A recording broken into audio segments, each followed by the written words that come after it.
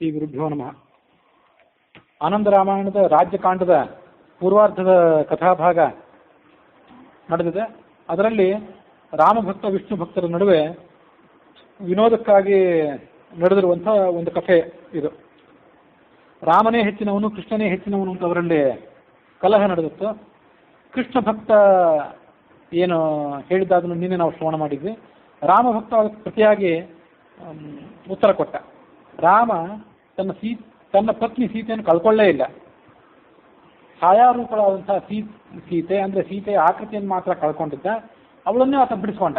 ಹಾಗಾಗಿ ಅದು ಆತನ ಮಹಿಮೆಗೇನು ಕುಂದಲ್ಲ. ದಾಸಿಯಾದಂತಹ ಶಬರಿಯ ಪೂಜೆಯನ್ನು ಸ್ವೀಕಾರ ಮಾಡಿದೆ ಅಂತ ಹೇಳಿದಿಲ್ಲ, ಅವಳು ಯಾರೋ ಕ್ಷುದ್ರಳಾದಂಥ ದಾಸಿ ಅಲ್ಲ. ಅವಳು ಶಬರಿ, ಮುನಿಸೇವಾ ತತ್ಪರ, ಮುನಿಗಳ ಸೇವೆಯಲ್ಲಿ ಆಸಕ್ತಳಾದವಳು. ಅಂಥವಳ ಸೇವೆಯನ್ನು ಸ್ವೀಕಾರ ಮಾಡಿದರೆ ಮಹಾಭಕ್ತಳ ಸೇವೆಯನ್ನು ಸ್ವೀಕಾರ ಮಾಡಿದಂತಾಯಿತು. ಅದು ಆತನ ಮಹಿಮೆಯೇ. ಆಕೆ ಆ ರಾಮನ ಸೇವೆ ಮಾಡಿದ್ರಿಂದಾಗಿ ಆವಾಗಲೇ ಮೋಕ್ಷವನ್ನು ಹೊಂದಿಬಿಟ್ಲು. ಮುಂದೆ ನಿನ್ನ ಕೃಷ್ಣನ ಮಹಿಮೆಯನ್ನು ನಾವೇನಂತ ಹೇಳೋದು? ರಾಮ ಭಕ್ತ ಹೇಳಿದ, ತವ ಕೃಷ್ಣಸ್ಯ ತಾಪತ್ನಿ ಭೋಕ್ಷ್ಯನ್ ತ್ಯಜ್ಯಾಪಿ ಶತ್ರವ.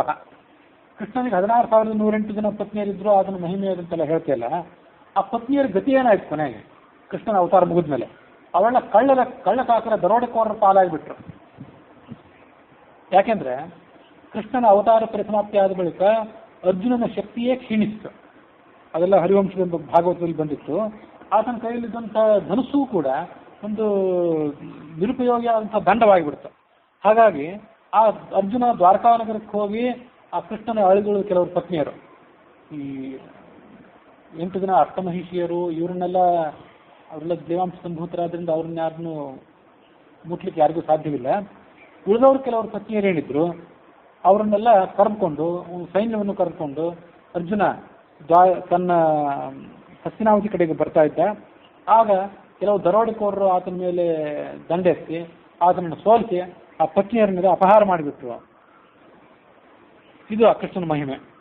ಮತ್ತು ಸ್ವಯಂ ಮಾತ ಸ್ತ್ರೀಜಿತ, ಸ್ತ್ರೀಯರಿಗೆ ಅಡೆಯಾಳಾದವನು.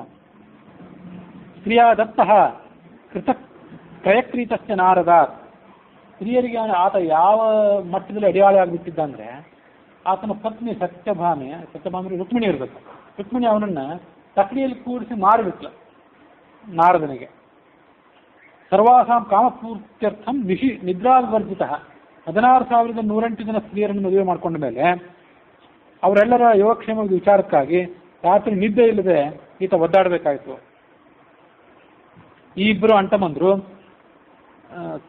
ತಾಯಂದ್ರಿಗೆ ಸಮಾನರಾದಂಥ ವಯಸ್ಸಿನಲ್ಲಿ ಹಿರಿಯರಾದಂಥ ಗೋಪ ಸ್ತ್ರೀಯರ ಜೊತೆ ಸರಸ ಆಡ್ತಿದ್ರು. ಆಗ ಕೃಷ್ಣನ ಭಕ್ತ ಹೇಳಿದ, ನಿನ್ನ ಈ ರಾಮನ ಮಹಿಮೆ, ಆತ ಕಾಡಿನಲ್ಲಿ ಸಂಚಾರ ಮಾಡಿದ್ದು, ಕಷ್ಟಪಟ್ಟದ್ದನ್ನು ಈಗ ನಾನು ಹೇಳಬೇಕಾಗಿದೆ. ಆತ ಏನು ಮಾಡ್ತಿದ್ದ ಅಂತಂದರೆ, ರಾತ್ರಿ ಹೊತ್ತು ಆ ಸೀತೆಯನ್ನು ಮಲಗಿಸಿ, ಆ ಸೀತೆಗೆ ಏನಾದರೂ ತೊಂದರೆ ಬಂದಿತ್ತು ಅಂತ ವಿಚಾರ ಮಾಡಿ, ಈ ಅಣ್ಣ ತಮ್ಮಂದಿರಿಬ್ಬರೂ ಕೂಡ, ರಾಮ ಮತ್ತು ಆತನ ತಮ್ಮನಾದ ಲಕ್ಷ್ಮಣ ಇಬ್ಬರೂ ಕೂಡ ನಿದ್ರೆ ಮಾಡ್ತಿರ್ಲಿಲ್ಲ, ಪಶು ಪಕ್ಷಿಗಳ ಉಪಟಳದ ಭೀತಿಯಿಂದಾಗಿ. ಮತ್ತೆ ಎಂಥ ಕೆಲಸ ಮಾಡಿದ ಅಂದರೆ, ಆ ಸುಗ್ರೀವ ಮತ್ತು ವಾಲಿಗಳ ನಡುವೆ ಜಗಳವಾದಾಗ ಆ ಸುಗ್ರೀವನ ಪಕ್ಷ ವಹಿಸಿದೆ. ವಾಲಿಯನ್ನು ಕೊಂದು ಹಾಕಿದ. ಆ ವಾಲಿಯ ಪತ್ನಿಯಾದಂಥ ತಾರೆಯನ್ನು ಈ ಸುಗ್ರೀವನಿಗೆ ಒಪ್ಪಿಸಿಕೊಟ್ಟ. ಕಾಡಿನಲ್ಲಿ ಸಂಚಾರ ಮಾಡುವಂಥ ಕಪಿಗಳ ಜೊತೆಗೆ ಸ್ನೇಹ ಬೆಳೆಸಿದ. ಮತ್ತು ದುಂದುಭಿ ಅಂತ ರಾಕ್ಷಸ ಏನಿದ್ದ, ಅವನು ಶವವನ್ನು ಈತ ಮುಟ್ಟಿದ. ಶವ ಮುಟ್ಟು ಅಮಂಗಲ, ಅದು ಮೈಲಿಗೆ ಕಾರಣ. ಆದರೆ ಸುಗ್ರೀವನಿಗೆ ತನ್ನ ಶಕ್ತಿಯ ಬಗ್ಗೆ ವಿಶ್ವಾಸ ಬರಬೇಕು ಅನ್ನೋ ಕಾರಣಕ್ಕಾಗಿ ಈತ ಏನು ಮಾಡಿದ, ಆ ದುಂದುಭಿ ಅಂತ ರಾಕ್ಷಸ, ಹಿಂದೆ ವಾಲಿ ಆತನನ್ನು ಕೊಂದು ಹಾಕಿದ್ನಲ್ಲ, ಅದನ್ನು ಕಾಲಿನಿಂದ ಮೆಟ್ಟಿ ಎಷ್ಟೋ ಯೋಜನ ದೂರ ಹಿಮ್ಮೆಟ್ಟಿಸಿದ್ದ ಅಂತ ಕಥೆ ಬಂದಿತ್ತು. ಹೀಗೆ ಶವವನ್ನು ಮುಟ್ಟಿ ಮೇಲಿಗೆ ಮಾಡ್ಕೊಂಡವನು. ವ್ಯರ್ಥವಾಗಿ ವಾಲಿಯನ್ನು ಕೊಂದ, ಅಂತಮಂತ್ರ ನಡುವೆ ಜಗಳದ ಪ್ರವೇಶ ಮಾಡಿ. ವಾನರರ ಸಹಾಯವನ್ನು ಪಡೆದ, ತನಗೆ ಆ ಶಕ್ತಿ ಇಲ್ಲದಕ್ಕಾಗಿ. ಸೀತೆಯನ್ನು ಹುಡುಕಲಿಕ್ಕೆ ತನಗೆ ಶಕ್ತಿ ಇರಲಿಲ್ಲ, ಅದಕ್ಕಾಗಿ ವಾನರರ ಸಹಾಯವನ್ನು ಈತ ಪಡ್ಕೊಳ್ಬೇಕಾಯಿತು. ಇವನಿಗೆ ರಥ, ಆನೆ, ಕುದುರೆ ಮೊದಲಾದಂಥ ವಾಹನಗಳಿರಲಿಲ್ಲ. ಆ ವಾನರನಾದಂಥ ಹನುಮಂತನ ಬೆನ್ನೇರಿ ಸಂಚಾರ ಮಾಡ್ತಿದ್ದ. ವೃಥಾ ತಾಲಾಹ ವಿದಾರಿತ, 7 ಸಾಲ ವೃಕ್ಷಗಳಿದ್ವಲ್ಲ, ಅದನ್ನು ಕೂಡ ಒಂದೇ ಬಾಣದಿಂದ ಈತ ನಾಶ ಮಾಡಿದ ಅಂತ ಹೇಳ್ತಾರೆ. ಅದು ವ್ಯರ್ಥ ಕೆಲಸವೇ, ಅದನ್ನು ಈತ ಮಾಡಬೇಕಾಗಿರಲಿಲ್ಲ. ಸಾಗರಕ್ಕೆ ಸೇತುವೆಯನ್ನು ಕಟ್ಟಿದ, ಇದೆಲ್ಲ ವ್ಯರ್ಥವೇ. ಲಂಕಾನಗರಕ್ಕೆ, ಸುಂದರವಾದಂಥ ಲಂಕಾನಗರಕ್ಕೆ ಬೆಂಕಿ ಹಚ್ಚಿ ಅದನ್ನೆಲ್ಲ ವ್ಯರ್ಥ ಮಾಡಿದರು, ಸುಟ್ಟು ಹಾಕಿದರು. ಆಗ ರಾಮಭಕ್ತ ಹೇಳಿದ, ನಿನ್ನ ಕೃಷ್ಣನೂ ಕೂಡ ದರಿದ್ರನಾದಂತಹ ಸುಧಾಮನ ಜೊತೆ, ಕುಚೇಲನ ಜೊತೆ ಮೈತ್ರಿಯನ್ನು ಮಾಡಿಕೊಂಡ. ರಾಮ ಯಾವ ಕಪಿಗಳ ಜೊತೆ ಸೈನ್ಯ ಮಾಡ್ಕೊಂಡಲ್ಲ, ಅವರನ್ನ ಕೇವಲ ಕಪಿಗಳು ಅಂತ ತಿಳ್ಕೊಳ್ಬೇಡ, ಅವರೆಲ್ಲ ದೇವಾಂಶ ರೂಪಿಗಳಾದವರು. ಈ ಕೃಷ್ಣನೂ ಕೂಡ ಜರಾಸಂಧನನ್ನ ಕಪಟದಿಂದ ಕೊಂದ. ರಾಮ ವಾಲಿಯನ್ನು ಕಪಟದಿಂದ ಕೊಂದ ಅಂತ ನೀನು ಹೇಳ್ತಾ ಇದ್ದಿ, ಅದು ಕೃಷ್ಣನೂ ಕೂಡ ತನ್ನ ಜೀವಮಾನದುದ್ದಕ್ಕೂ ಆಚರಿಸಿದ್ದು ಕಪಟವನ್ನೇ.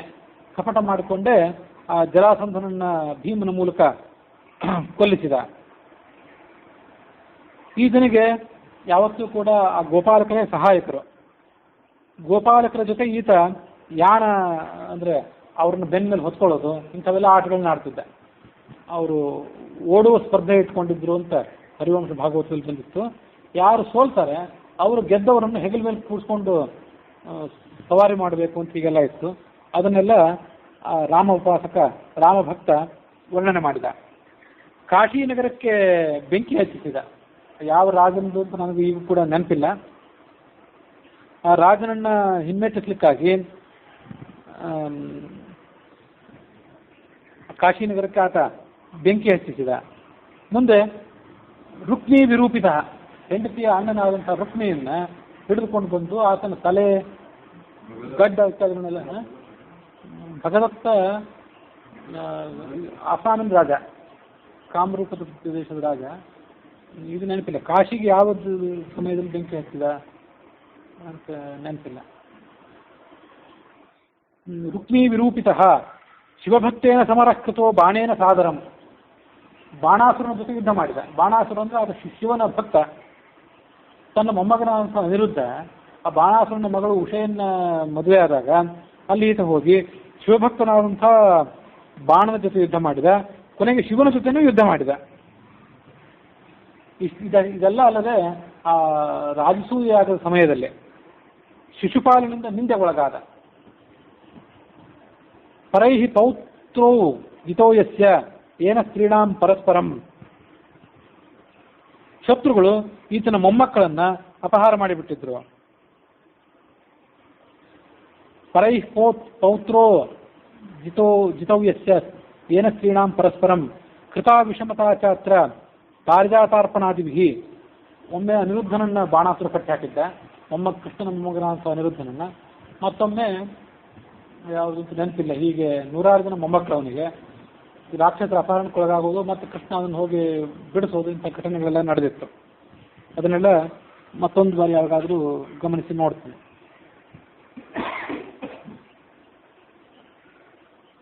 ಮತ್ತು ಇಂದ್ರನ ಜೊತೆಗೆ ಆತ ಯುದ್ಧ ಮಾಡಬೇಕಾಯ್ತು. ಅದಕ್ಕಾಗಿ ಪಾರಿಜಾತ ವೃಕ್ಷವನ್ನು ತರಲಿಕ್ಕಾಗಿ ತನ್ನವರೇ ಆದಂತಹ ಸ್ತ್ರೀಯರು, ರುಕ್ಮಿಣಿ ಸತ್ಯಭಾಮಿಯಾದ ಸ್ತ್ರೀಯರು, ಅವರಲ್ಲಿ ಅಸೂಯಾಗುವಂತೆ ಮಾಡಿದ. ಒಬ್ಬಳಿಗೆ ಪಾರಿಜಾತ ಪುಷ್ಪವನ್ನು ಕೊಟ್ಟ, ಆಗ ಮತ್ತೊಬ್ಬಳು ಸಿಟ್ಟುಗೊಂಡ್ಲು. ಅದು ಹರಿವಂಶದಲ್ಲಿ ಬಂದಿರ್ತದೆ. ನಾರದರು ಪಾರಿಜಾತ ಪುಷ್ಪವನ್ನು ತಂದು ಕೃಷ್ಣನಿಗೆ ಕೊಟ್ಟರು. ಕೃಷ್ಣ ಅದನ್ನು ಅಲ್ಲೇ ಪಕ್ಕದಲ್ಲಿದ್ದಂಥ ರುಕ್ಮಿಣಿಗೆ ಕೊಟ್ಟ. ರುಕ್ಮಿಣಿಗೆ ಪಾರಿಜಾತ ಪುಷ್ಪ ಕೊಟ್ಟು ನೀನು ನನಗೇನಿಲ್ಲ ಅಂತ ಸತ್ಯಭಾಮೆ ಜಗಳ ಮಾಡಿದ್ಲು. ಆಗ ಸತ್ಯಭಾಮೆಯ ಸಮಾಧಾನಕ್ಕಾಗಿ ಸ್ವರ್ಗಲೋಕಕ್ಕೆ ದಾಳಿ ಇಟ್ಟು ಅಲ್ಲಿಂದ ಆ ಪಾರಿಜಾತ ವೃಕ್ಷವನ್ನು ಅಪಹಾರ ಮಾಡಿಕೊಂಡು ಬಂದ ಅಂತ ಕಥೆ ಬಂದಿತ್ತು. ಮುಂದೆ ಕೃಷ್ಣನ ಭಕ್ತ ಹೇಳಿದ, ತವಾಪಿ ರಾಮಪುತ್ರೇಣ ಸುಹೃದ್ ಬದ್ಧೋ ರಣೇಜಿತಃ ಶಿವಭಕ್ತ ದಶಾಸ್ಯೇನ ರಾಮೇಣ ಸಮರಃ ಕೃತಃ.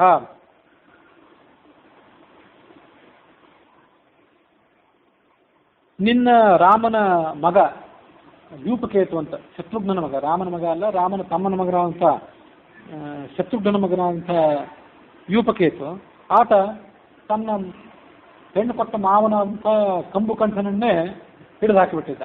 ಅಂದರೆ ಇದನ್ನೆಲ್ಲ ಯಾಕೆ ಅವರು ವರ್ಣನೆ ಮಾಡ್ತಾರಂದ್ರೆ, ನಿಮಗೆ ಯಾರಿಗೂ ಬಂಧುಗಳ ಬಗ್ಗೆ ಬೀಗರ ಬಗ್ಗೆ ಗೌರವ ಇಲ್ಲ ಅಂತ ಇವನು ಅವನನ್ನು ಬೈತಾನೆ, ಆತ ಇವನನ್ನು ಬೈತಾನೆ ಅಷ್ಟೇ. ಶಿವಭಕ್ತ ದಶಾಸ್ಯೇನ ರಾಮೇಣ ಸಮರಃ ಕೃತಃ. ಬಾಣಾಸುರನ ಜೊತೆ ಯುದ್ಧ ಮಾಡಿದ ಕೃಷ್ಣ ಅಂತ ನೀನು ಹೇಳ್ತಿದ್ಯಲ್ಲ, ರಾಮನೂ ಕೂಡ ಶಿವಭಕ್ತನಾದಂತಹ ರಾವಣನನ್ನು ಕೊಂದಾಕಿದ. ಆ ಮೂಲಕ ಶಿವನ ಕೋಪಕ್ಕೆ ತುತ್ತಾದ. ದ್ವಿಜಹತ್ಯಾ ಕೃತ ಏನ ಮುನಿನ ನಿಂದಿಸೋಪಿ ಸಹ ಮುಂದಿತೋಪಿ ಯಹ. ಈತ ದ್ವಿಜನನ್ನು ಹತ್ಯೆ ಮಾಡಿದ ಒಂದು ಬಾರಿ. ರಾವಣನಾದಂತಹ ರಾವಣ ಬ್ರಾಹ್ಮಣವನು ಅವನನ್ನು ಹತ್ಯೆ ಮಾಡಿದ. ಮತ್ತು ಮುನಿನ ನಿಂದಿತೋಪಿ ಯಹ, ಅಗಸ್ತ್ಯ ಋಷಿ ರಾವಣನನ್ನು ನಿಂದನೆ ಮಾಡಿದ. ಅಗಸ್ತ್ಯ ಋಷಿ ನಿಂದನೆ ಮಾಡಿದ್ದ. ಮತ್ತೊಬ್ಬ ಋಷಿ, ಆತನ ಹೆಸರು ನನಗೆ ಈಗ ನೆನಪಿಲ್ಲ, ರಾಮ ಒಂದು ಬಾರಿ ದೊಡ್ಡ ಯಜ್ಞವೊಂದನ್ನು ಮಾಡಿದಾಗ ಆ ಯಜ್ಞಕ್ಕೆ ಎಲ್ಲರನ್ನೂ ಕರೆಸಿದ್ದ. ಅಲ್ಲೊಬ್ಬ ಋಷಿ ಬೇರೆ ದೇಶದಿಂದ ಸಂಚಾರ ಮಾಡ್ಕೊಂಡು ಈ ಕಡೆ ಬಂದವನು ರಾಮನ ಯಜ್ಞಭೂಮಿ ಸಮೀಪಕ್ಕೆ ಬಂದ. ಅಲ್ಲಿ ರಾಮನ ಸೇವಕರು ಬನ್ನಿ ಭೋಜನ ಮಾಡಿ ಅಂತ ಋಷಿಯನ್ನು ಕರೆದ್ರೆ ಆತ ಬರಲಿಲ್ಲಂತೆ. ನಿಮ್ಮ ರಾಜ ಬ್ರಾಹ್ಮಣನಾದಂಥ ರಾವಣನ ಹತ್ಯೆ ಮಾಡಿದ್ದಾನೆ, ಆ ಮೂಲಕ ಪಾಪಕ್ಕೆ ಗುರಿಯಾಗಿದ್ದಾನೆ, ಅದನ್ನ ಕಳ್ಕೊಳ್ಳಿ, ಆಮೇಲೆ ನಾನು ಭೋಜನ ಮಾಡ್ತೀನಿ ಅಂತ ಅಂದು ಹೋಗ್ಬಿಟ್ಟಿದ್ದ ಆ ಬ್ರಾಹ್ಮಣ ಅಂತ ಕರೆ ಬಂದಿತ್ತು. ಅದನ್ನ ಆ ದೂತರು ಹೋಗಿ ರಾಮನಿಗೆ ತಿಳಿಸಿದ್ರು. ರಾಮ ಅದರ ಪರಿಹಾರಕ್ಕಾಗಿ ತೀರ್ಥಯಾತ್ರೆ ಮಾಡಿದ್ದ ಅಂತ ಆನಂದ ರಾಮಾಯಣದಲ್ಲಿ ವರ್ಣನೆ ಬಂದಿತ್ತು. ಹೆಸರು ನೆನಪಿಲ್ಲ. ತಥಾ ಮಿತ್ರಂ ಜಿತೋ ಯಶ್ಚ ಬಂಧುಜೇನ ವಿಭೀಷಣ. ಈ ವಿಭೀಷಣನ ಮೂಲಕವಾಗಿ ರಾಮ ಏನ್ ಮಾಡಿದ ಅಂದ್ರೆ ಅಣ್ಣ ತಮ್ಮಂದರಲ್ಲಿ ಭಿನ್ನಾಭಿಪ್ರಾಯ ಬರುವಂತೆ ಮಾಡಿದ. ರಾವಣ ಮತ್ತು ವಿಭೀಷಣರ ಸೌಹಾರ್ದವನ್ನು ಕೆಡಿಸಿ ಅದನ್ನು ತನ್ನ ಸ್ವಾರ್ಥಕ್ಕಾಗಿ ಉಪಯೋಗ ಮಾಡಿಕೊಂಡ. ಪರಗ್ಯ ಸ್ಥಿತ ಪತ್ನಿ ಮುನಿರಿ ಪುನರ್ ಏನಾಶ್ರಿತ ಸುಖಂ. ಎಲ್ಲದಕ್ಕಿಂತ ಹೆಚ್ಚಿಂದ ಏನಂದ್ರೆ ತನ್ನ ಪತ್ನಿ ಸೀತೆ, ಅವಳು ರಾವಣನ ಅರಮನೆಯಲ್ಲಿ ಇದ್ದವಳು ಎಷ್ಟೋ ಕಾಲ. ಅವಳನ್ನ ಕರೆದುಕೊಂಡು ಬಂದ. ಅದು ಈತನ ಘನತೆಗೆ ಅದೊಂದು ಕುಂದು. ಅದಲ್ಲದೆ ನೈಷ್ಠುರ್ಯಂ ಚ ಕೃತಂ ಪತ್ನ್ಯಾಂ ಸ್ತ್ರೀಣಾಂ ಕಾಮಾಹ ನ ಪೂರಿತಾಹ. ಕರ್ಕೊಂಡು ಬಂದ್ಮೇಲೆ ಆದ್ರೂ, ಆ ಸೀತೆಯನ್ನು ಕರ್ಕೊಂಡು ಬಂದ್ಮೇಲೆ ಆದ್ರೂ ಅವಳ ಜೊತೆ ಸರಿಯಾಗಿ ನಡ್ಕೊಂಡ. ನೀನು ಎಲ್ಲಿ ಬೇಕಾದ್ರೂ ಹೋಗ, ಸುಗ್ರೀವನ ಜೊತೆಗೋ ವಿಭೀಷಣನ ಜೊತೆಗೋ ಮತ್ತಾರ ಜೊತೆಗಾದ್ರೂ ಹೊರಟೋಗು, ನಾನು ನಿನಗೋಸ್ಕರ ಈ ಯುದ್ಧವನ್ನು ಮಾಡಲಿಲ್ಲ, ನಿನಗೆ ಸಮಾಧಾನ ಆಗಲಿ ಅಂತ ರಾವಣನನ್ನು ಕೊಲ್ಲಿಲ್ಲ ಅಂತ ಕಠೋರವಾಗಿ ಮಾತಾಡಿಬಿಟ್ಟ. ಅವಳು ಅಗ್ನಿ ಪ್ರವೇಶ ಮಾಡಿ ತನ್ನ ಪಾತಿವೃತ್ಯವನ್ನು ಸಾಬೀತು ಮಾಡಬೇಕಾಯ್ತು. ಹೀಗೆ ಹೆಂಡತಿ ಜೊತೆಗೆ ನಿಷ್ಠುರವಾಗಿ ನಡ್ಕೊಂಡವನು. ಮತ್ತು ಈ ರಾಮ ತನ್ನ ಬಳಿಗೆ ಕೆಲವು ಜನ ಸ್ತ್ರೀಯರು ಬಂದಾಗ ಅವರ ಅಭಿಲಾಷೆಯನ್ನು ಈಡೇರಿಸಲಿಲ್ಲ.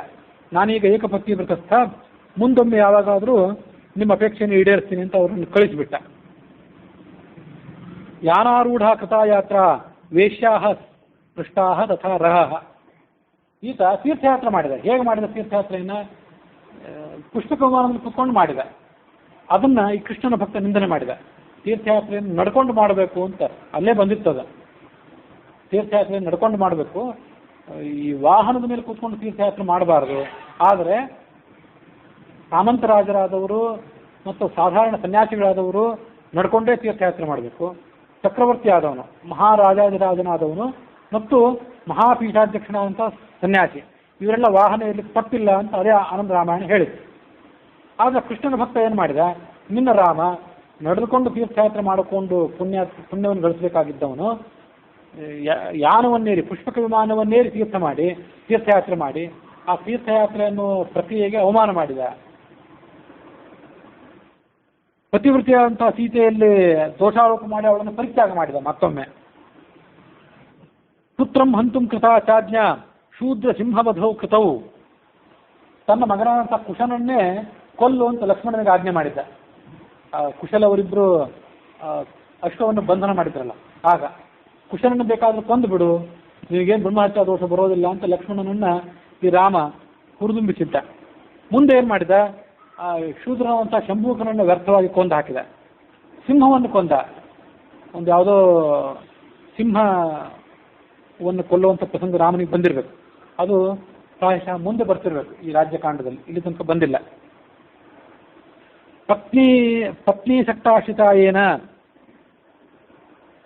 ಯಸ್ಯಾಜ್ಞಾ ಪಾಲಿತಾ ನೃಪೈಹಿ. ಈ ಕಥೆಯನ್ನು ಕೂಡ ಮುಂದೆ ಯಾವುದಾದ್ರೂ ಬರ್ತಿರ್ಬೇಕು, ಅದನ್ನ ಗಮನಿಸಿ ನೋಡ್ಬೇಕು. ವೇಶ್ಯಾಹ ಸ್ಪೃಷ್ಟ ತಥಾ ರಹ. ಸೀತೆ ಇಲ್ಲದೆ ಇದ್ದಾಗ ಕೆಲವು ವೇಶ್ಯರು ಇದನ್ನು ಬಂದು ಮುಟ್ಟಿಬಿಟ್ರು ಅಂತಿದೆ. ಹೀಗೆ ವೇಶ್ಯರನ್ನು ಸ್ಪರ್ಶ ಮಾಡಿ ಅದರ ಪಾಪಕ್ಕೀತ ಗುರಿಯಾದ. ಆಗ ರಾಮನ ಭಕ್ತ ಹೇಳಿದ, ಅಂತೆ ಕೃಷ್ಣಸ್ಯ ತೇ ಶಾಪಾತ್ ವಂಶಚ್ಛೇದೋ ಶಭೂದ್ವಿಜ ಅಬ್ಧಿನ ಲೋಪಿತ ಯಸ್ಯ ನಗರಿ ದ್ವಾರಕಾ ಶುಭ. ನೀನು ಕೃಷ್ಣನ ಮಹಿಮೆ ಎಂಥದ್ದು, ಆ ಕೃಷ್ಣನ ಆತನ ವಂಶಕ್ಕೆ ಬಂದಿರುವಂಥ ಶಾಪ ಎಂಥದ್ದು ಅಂತ ವರ್ಣನೆ ಮಾಡ್ತೀನಿ ಕೇಳು ಅಂದ ರಾಮಭಕ್ತ. ಈ ಕೃಷ್ಣನ ವಂಶಕ್ಕೆ ಕೆಲವು ಋಷಿಗಳು, ದುರ್ವಾಸ ಮೊದಲಾದ ಋಷಿಗಳು ಮತ್ತು ಕಣ್ಣು ಮೊದಲಾದ ಋಷಿಗಳು ಯಾವುದೋ ವರ್ಣನೆ ಬಂದಿತ್ತು. ಹರಿವಂಶದಲ್ಲಿ ಒಂದು ರೀತಿಯಾಗಿ, ಭಾಗವತದಲ್ಲಿ ಒಂದು ರೀತಿಯಾಗಿ, ಹೀಗೆ ಬೇರೆ ಬೇರೆ ವರ್ಣನೆ ಬಂದಿತ್ತು. ಕೃಷ್ಣನ ಮಗನಾದ ಸಾಂಬನಿಗೆ ಅವರು ಸ್ತ್ರೀವೇಷ ಹಾಕಿ ಇವಳು ಯಾವ ಮಗುವನ್ನು ಹೆರ್ತಾಳೆ ಅಂತ ತಗೊಂಡಾಗ ಋಷಿಗೆ ತೋರಿಸಿದರು. ಆ ಋಷಿ ಕುಪಿತನಾಗಿ ಇವಳು ಒನಕೆಯನ್ನು ಹೆರತಾಳೆ, ಆ ಒನಕೆ ನಿಮ್ಮ ವಂಶದ ಅಂತ್ಯಕ್ಕೆ ಕಾರಣ ಆಗ್ತದೆ ಅಂತ ಹೇಳಿಬಿಟ್ಟಿದ್ರು. ಹೀಗೆ ಕೃಷ್ಣನ ವಂಶಕ್ಕೆ ಅದೊಂದು ಶಾಪ ಬಂದಿತ್ತು. ಕೊನೆಗೆ ಕೃಷ್ಣ ಪರಂಧಾಮಕ್ಕೆ ಹೋದ್ಮೇಲೆ ಆತ ಕಟ್ಟಿಸಿದಂತಹ ದ್ವಾರಕಾ ನಗರವನ್ನು ಸಮುದ್ರ ನುಂಗಿ ಹಾಕಿತ್ತು. ಸ್ವಗೋತ್ರಸ್ಥ ವಧಸ್ವಂತೆ ಮದ್ಯಪಾನಾದಿ ಎತ್ಕುರೆ, ಆ ವಂಶಜರೆಲ್ಲ ಪರಸ್ಪರ ಮದ್ಯಪಾನ ಮಾಡಿ, ಪ್ರದ್ಯುಮ್ನಾದಿಗಳು ಪರಸ್ಪರ ಮದ್ಯಪಾನ ಮಾಡಿ ಒನಕೆಯಿಂದ ಬಡಿದಾಡಿಕೊಂಡು ಶಸ್ತ್ರಾಸ್ತ್ರಗಳಿಂದ ಬಡಿದಾಡಿ ಹಾಳಾಗಿ ಹೋದರು. ಆ ಒನಕೆಯನ್ನು, ಆ ಸಾಂಬ ಏನು ಹೆತ್ತಿದ್ನಲ್ಲ, ಆ ಒನಕೆಯನ್ನು ಚೂರು ಚೂರು ಮಾಡಿ ಸಮುದ್ರದಲ್ಲಿ ಬಿಸಾಕಿದ್ರು. ಆ ಚೂರುಗಳಿಂದ ದೊಡ್ಡ ದೊಡ್ಡ ಬಲಿಷ್ಠವಾದಂತಹ ಜೊಂಡು ಹುಲ್ಲು ಹುಟ್ಟಿತ್ತು. ಆ ಜೊಂಡು ಹುಲ್ಲನ್ನೇ ಇವರು ತಗೊಂಡು ಬಡಿದಾಡಿ ಮದ್ಯಪಾನ ಮತ್ತರಾಗಿ ಪರಸ್ಪರ ಅರಿವಿಲ್ಲದಂತೆ ಹತ್ಯೆ ಮಾಡಿಕೊಂಡು ಅಂತ ವರ್ಣನೆ ಬಂದಿದೆ. ಯಾವ್ದು ಗೊತ್ತಿರಂತೂ ಒಂದು ಎತ್ತರದ ಹುಲ್ಲು, ಬಲಿಷ್ಠವಾದ ಹುಲ್ಲು.